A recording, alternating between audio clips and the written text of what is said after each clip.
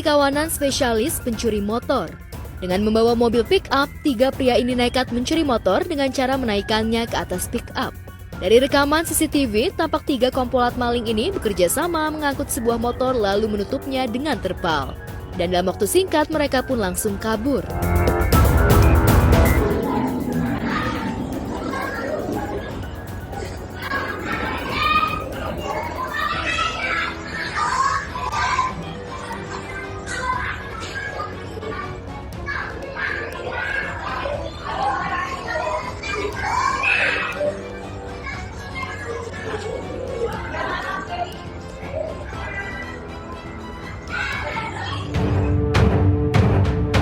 Belakangan terkuak jika peristiwa tersebut terjadi di pelataran Masjid Istiqomah Copong, Garut, Jawa Barat, Selasa 24 Februari 2024 lalu, sekitar pukul 4:38 waktu Indonesia Barat.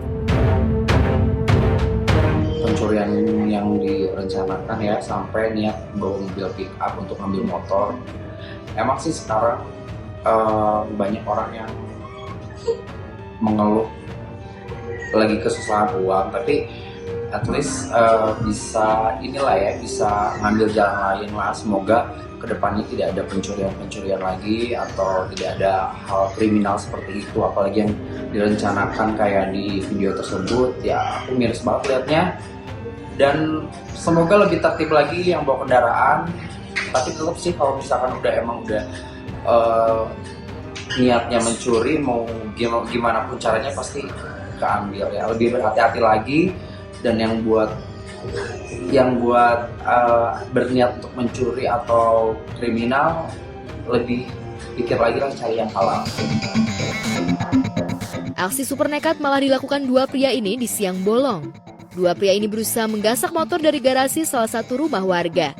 Tapi nahas, aksinya diketahui pemilik rumah. Ketika diketahui pemilik rumah, kedua pelaku pun panik dan berusaha kabur. Namun pemilik rumah berhasil menghadang. Sempat terjadi duel, namun setelah warga berhamburan, pelaku langsung melarikan diri dan dikejar massa.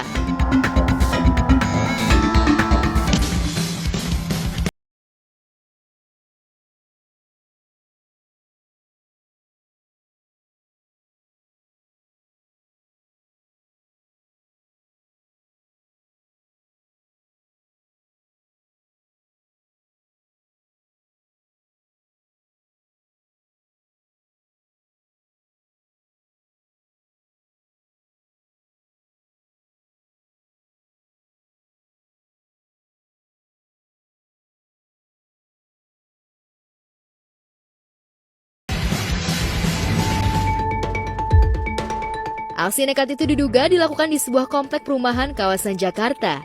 Tak terbayangkan bagaimana nasib kedua pelaku setelah dikejar massa. Tapi alih-alih mendapatkan motor curian, motor pelaku juga ditinggalkan begitu saja. Menurut aku itu kocak sih, dan kaget juga ya pasti jadi pemilik motornya, karena tiba-tiba mau diambil gitu aja gitu kan.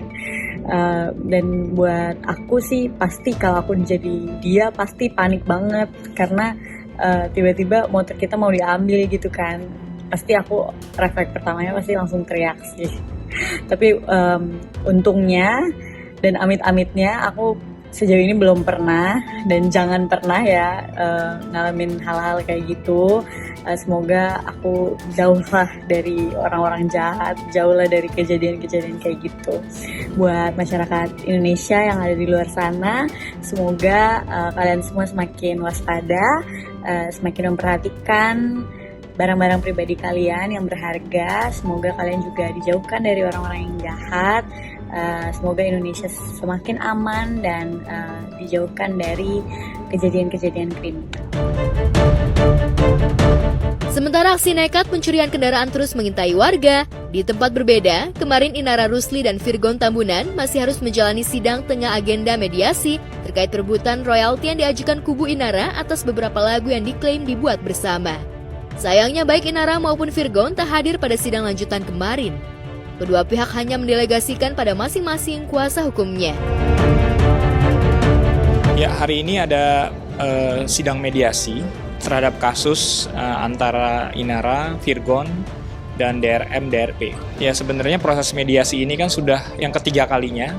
di mana kesempatan kali ini pihak mediator menawarkan agar pihak penggugat dalam hal ini memberikan proposal perdamaian, sehingga nantinya dari proposal perdamaian itu akan kita pelajari dari pihak Virgon, DRM, dan DRP akan mempelajarinya untuk kemudian nantinya akan menyampaikan proposal penawaran perdamaian kembali berdasarkan respon dari mereka.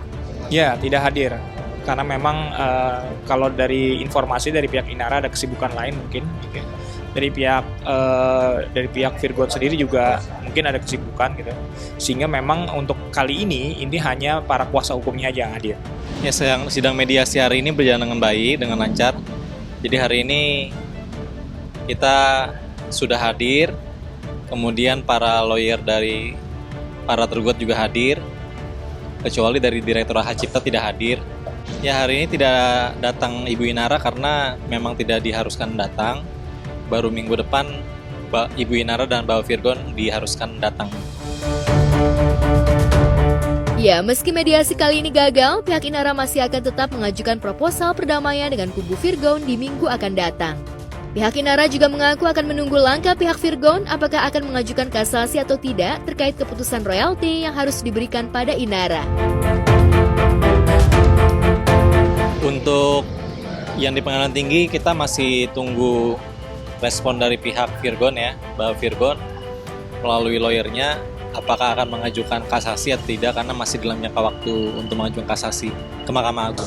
Dari pihak kita ingin sekali ya penyelesaian damai ini bersifat win-win solution yang pertama, yang kedua bersifat menyeluruh, artinya tidak hanya mencakup gugatan yang di sini ya, tetapi juga pencabutan laporan polisi di Polda Metro Jaya, juga termasuk pembagian royalti yang diinginkan oleh Ibu Inara. Jadi memang keputusannya seperti itu, pendapat bersih royalti dari 3 lagu gitu ya.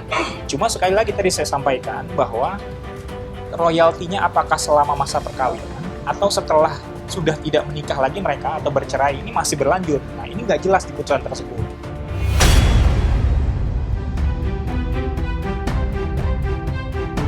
Proposal perdamaian itu rupanya tidak hanya menyangkut royalti, tapi juga soal laporan Virgon ke Polda Metro Jaya terkait ilegal akses yang sudah dilaporkan kubu Virgon.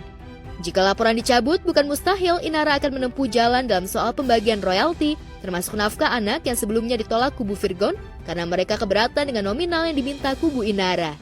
Bagaimana pula reaksi pihak label? Benarkah tuntutan royalti Inara sudah sesuai porsinya? Atau memang terlalu berlebihan seperti diungkapkan kubu Virgon? Kan 12M itu kan nggak langsung ngegubrak di depan muka ya, jadi sistemnya kan bisa bertahap. Poin yang diketahuin itu kan juga belum tersampaikan nih, kok bisa ada kata-kata berlebihan, untuk itu dari mana? Itu kan sebuah statement yang terlalu prematur ya. Apakah ada kisi-kisinya dipegang di situ kan nggak tahu ya gitu. Jadi sebaiknya sebelum berasumsi ada baiknya kalau kita di Muslim tabayun. Kita nggak tahu, karena memang pertama kami bukan kuasa hukumnya, yang kedua yang kami baca dalam putusan pengadilan agama itu memang hanya menyebutkan bahwa hasil pendapatan bersih royalti itu akan menjadi harta bersama. Cuma kemudian yang masalahnya di sini, apakah harta bersama ini adalah selama masa perkawinan atau juga setelah masa perkawinan? Ini kan nggak jelas. Lalu kemudian ketika menyebutkan DRM di situ, DRM sebagai publisher dibilangnya, padahal DRM bukan publisher. Nah, ini juga ada kesalahan di putusan tersebut gitu. Jadi memang kalau kita melihat dari putusannya, kita merasa tidak jelas sama sekali. Tadi pertanyaannya adalah berkenaan dengan sebenarnya ini royaltinya ini untuk selama masa perkawinan atau juga setelahnya. Seharusnya memang dalam mediasi ini pihak dari pengacara penggugat ini menyampaikan proposal perdamaian. Namun ternyata dia tidak membawa proposalnya dan minta waktu untuk menyampaikan di lain kesempatan. Mengenai nafkah, makanya itu kita tunggu respon dari pihak Bapak Virgon apakah akan mengajukan kasasi atau tidak. Jika tidak mengajukan kasasi dalam jangka waktu 14 hari sejak pemberitahuan putusan banding, ya berarti akan bersifat ingkrah ya, bersifat kekuatan hukum tetap. Dari situ baru kita pelajari lagi. Ya, aksi saling sandra di meja hijau terkait royalti dan nafkah anak ini seolah membuat mantan pasangan satu atap ini seolah alot. Sementara di sisa waktu yang terus berjalan, tampaknya Inara ingin sesegera mungkin perseteruannya dengan mantan suami segera menemukan titik temu sehingga baik Inara maupun Virgon bisa fokus menatap masa depan dengan masa lalu bahtera yang kelam. Lantas mungkinkah di persidangan pekan depan Inara dan Virgon akan datang dan sama-sama berdamai dengan menempuh kesepakatan? Atau sebaliknya, satu sama lain tetap kukuh dengan pendirian masing-masing? Ya, minggu depan agendanya adalah sebenarnya adalah pihak penggugat itu menyampaikan proposal perdamaiannya. Sehingga nanti akan kita pelajari untuk kita tanggapi. Nah, pada hari ini dari mediator minta kami untuk besok kirimkan proposal mediasi dari pihak Ibu Inara kepada mediator.